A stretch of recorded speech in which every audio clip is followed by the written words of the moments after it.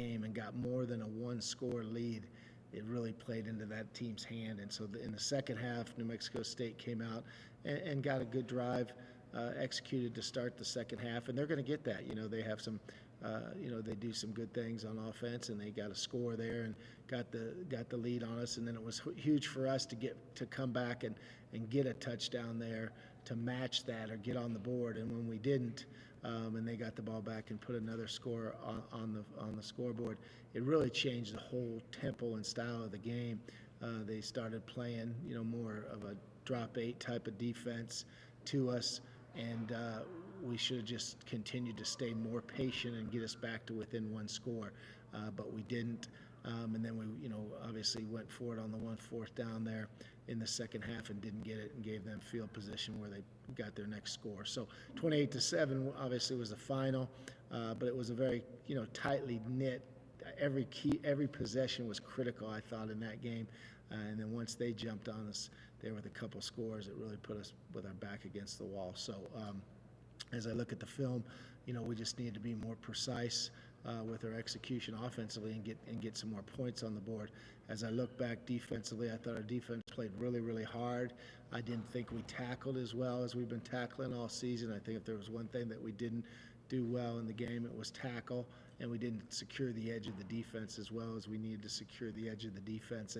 And it really is, when people run the ball successfully on us, we were just talking about that as a staff, that teams that have, no one runs the ball inside on us. They try to edge us, and they edged us some on our defense there, and got some good run game going on. It's really difficult to run the ball inside on our defense because of our personnel, but they did a good job of edging us and getting the ball on the edge with their run game, and took advantage of it and got some scores. So that obviously big win for them and a tough loss for us. And so now we move on to this next game, right? And so my overall evaluation, I thought a lot of our guys played extremely hard, did a lot of good things. I thought Cade in his second start, did some good things and wasn't pristine perfect like he was in start number 1, but I don't think any of us expected him to be pristine. There's even when you start like Kay did in game 1, it puts a lot more pressure on you in game 2, right? I mean, a lot of pressure in a rivalry game too, so everything that's involved in that. So I thought his performance, I thought he did some good things, and I thought he learned and got better. He doesn't have a lot of experience, obviously, and wasn't getting very many reps in practice until he became the starter, right? Because he's obviously was the fourth guy getting the reps in practice. So he learned and he got better, and he'll grow from that performance, and hopefully that'll help him in the Sam Houston game as we talk about the quarterback position. I thought Dion ran really hard and did some really good things. I thought our offensive line did a lot of good things, played well, obviously for us in that game, the best thing we could have done was just continue to run the ball and run it effectively. We're not going to win a whole lot of games when we're throwing the ball 35 times a game, right? So I think we threw it 32, but we had some sacks. So I think we attempted 35 passes. That's not who we need to be right now. For us to win, we need to rely on our players. Obviously because we're down some at the receiver position from injury. Probably two of our, very best receivers, right? We have 4 really good receivers. 2 of them are down right now, and so for us to win, we have to run the ball well, and so we probably throwing it 35 times is not our MO for victory right now. So that's my overall open assessment of the game, and now we get ready for Sam. Sam is as I talk to some of the other coaches, in the league, Sam's not a team indicative of their record right now. They have a lot of good players. They play fast. They've had some really good defensive performances this year. They defended BYU extremely well. They defended Air Force extremely well defensively, and they have the personnel to match that. They've lost 2 overtime games, right? So they've had 2 overtime losses, so 2 really close losses, and they're a good football team that's just trying to find what their MO to victory is going to be. But obviously they've been really close in a lot of their games and played some really good football. Offensively, they have a quarterback that's a good playmaker. I really like their running back position. I think they have good running backs that are strong and physical type of runners. And then they have some receivers that got some good skill and some good ball catching receivers that run good routes. And so, again, the challenge will be for us is to try to get ourselves to the opportunity to win 2 consecutive road games, which I think is really important for us and a big accomplishment for us to play, on the road and get a road victory. And obviously it'll be the first time that I've been to Sam Houston to play a game.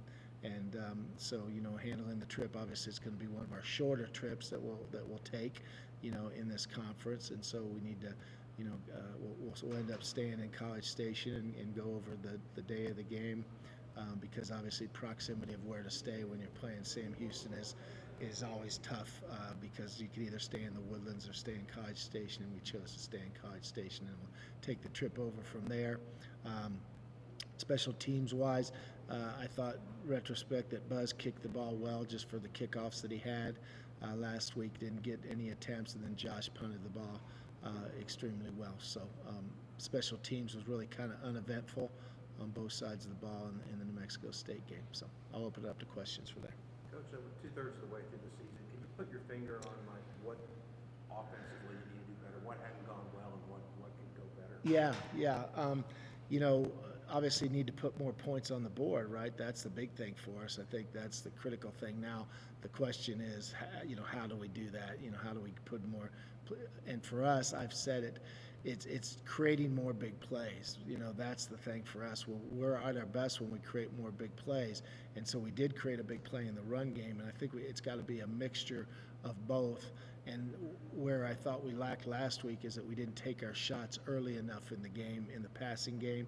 And that's what we got to do, is take our shots and get some big plays in the passing game. Obviously, when we fell behind, they knew we had to do that, and they were defending that well. So for us to improve offensively, do more like what we did in FIU, get some of our shots out there early, take advantage of some good shot action to get big plays in the passing game, and in the run game, just create, obviously block better. I think we've been blocking well. Like I said, I think our offensive line is still the strength of our team, the way they prepare and the way they play. We just got to have more longer runs and create more longer runs with some of the schemes that we're doing offensively to help us get more points on the board. Because overall, we got to score more than obviously a lot more points than we have scored to get ourselves where we need to be. Talked about it a little bit on, I guess, Wednesday, but obviously I know the long-term goal every season for you guys, especially this year, is to make a bowl game. Right. You got to win out to do that. Now, just how do you attack that with the guys that Right. everyday mindset? Yeah, everyday mindset. That's it, Colin. Right now, it's just we had 2 years ago we went to the bowl game. It was so much enjoyment for our players and such a big accomplishment, something that we set as one of our top goals. And now we put ourselves with our back against the wall. I mean, obviously with four wins in a row, but if you look at it like that, it becomes a little bit consuming, right? And so you don't want to have that right now as you're trying to get yourself back on track. But it's funny when it's 4. It seems like a big picture, but if you get this one, right, if you get this one this week, and the way we get this one this week is by having, obviously it's our Monday, right? To me, it's Monday. I mean, that's what I'm looking at it. It's our Monday, and so as I go into our Monday, we got to just grab Monday and make the most of our Monday, and we got to get some of the guys that have been forced into playing more, right, because of the injuries that we have. Those guys got to continue to improve with the lack of experience that they have, and I address some of that too. And so that's our big thing, in the big picture of things. That's how we have to get ourselves better, is by attacking those issues that we have. But we got to take it one day at a time. That's the only way you're going to get to the ultimate goal that you want to have as a football team, and that's to finish out this season, with a lot of momentum, and to finish it out with a bowl game would be very important for us. Injury-wise, do you have an update on Tyron, Bellin, or Gavin right now? Yeah, right now, I don't know if any of them will play this week. Obviously, I don't reveal some of those things because I don't want our opponents to know. That's why I'm a little bit, skeptical, because I know I watch all the opposing teams' press conferences, and I know they watch ours, And so, when those guys come back, whether it be this week or not, I don't really want to reveal that because that's the only thing we got to protect our football team right now. So I won't make any, presentations on those right now, but obviously those 3 guys are 3 really important guys to our offense. What does your receiving core look like then? I guess when do you think about Kelly in the first half? Yeah, Kelly will be fine in the first half. Yeah, I found that out. I found that out since you and I talked, so he'll be good in the first half.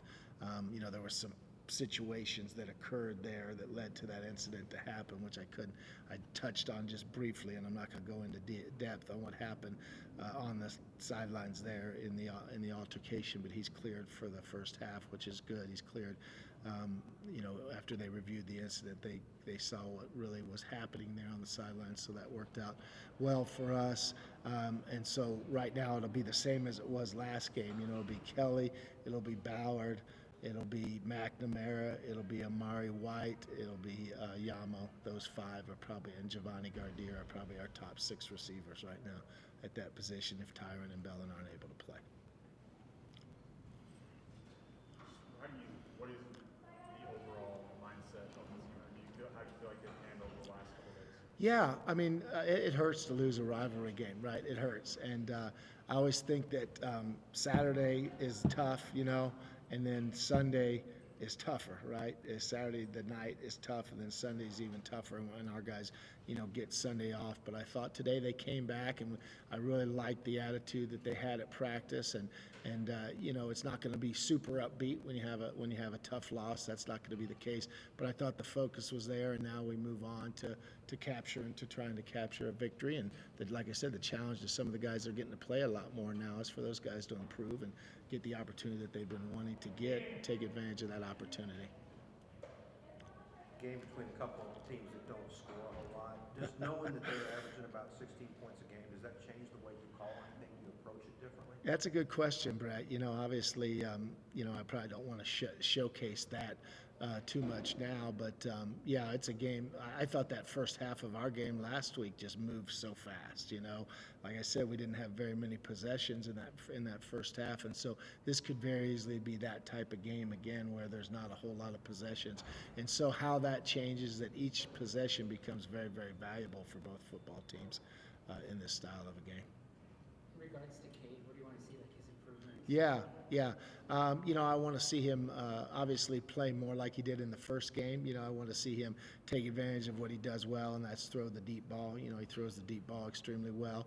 I want him to throw, better on the move. That's the thing that he needs to continue to do in this game. I think will help him if we move him and he throws the ball well on the move, and then just continue to do more like he did in the first game, is really do a good job of seeing what the defense was giving you and take advantage of that. Those are the things that he brings to the table and that we need him to do in this ball game to help us have the kind of success that we can have.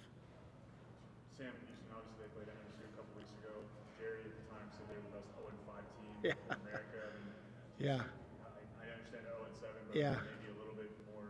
Yeah, Jerry said that to me in pregame too. He said, Sam's the best. I didn't realize he had said it in the media, but that's one of the things he had said to me as we were talking. And Jerry and I talked about how this conference is like whoever plays the best any game is going to win the game, right? It's, and that's how our conference is aligned right now. Obviously, Liberty's undefeated, right? And so they're the team that, you wouldn't necessarily say that about right now, but I think all of us, I really truly feel like all of us, it's whoever shows up and plays the best that night, And so Sam Houston is definitely, like I said, those 2 overtime losses, and when you watch their personnel, they're a very well-coached football team. They try to slow the game down just like we do, right? They don't want to get in high-scoring fests and have the same style of how they feel like they should win football games. And so they just have had some tough losses, but definitely, when you watch the film, they got plenty of talent on their football team. Obviously, when they were at the FCS, it's weird because they were such a prolific offense at the FCS level. And Yeah. Maybe flipped a little bit this Right. year. Is that, when you see it on film, again, I don't know how much you watched when they were at the FCS level, but I saw how good they are. Okay, Yeah. is it a complete change of like what they were doing offensively from the FCS? Have they changed things, or is it just a step up in competition for them? I don't think it's any of those, Colin, to be safe, because I can't speak to their philosophy of what they're doing. I think they have an offense that's been, Casey's been a very successful head coach for a long, long period of time, and he has a system that kind of fits the personnel. And so I think his system now is geared to get the maximum out of the personnel that he has right now, and I think he does a really good job of doing that. That's why he's been so successful. So I think that's kind of why their scores are down right now. He feels like that's his best chance to win football games, you know. And like I said, he's one of the most successful college football coaches, you know, in the history of the game. He's had a fantastic career. Okay. Thanks, everybody. Appreciate it. Yep.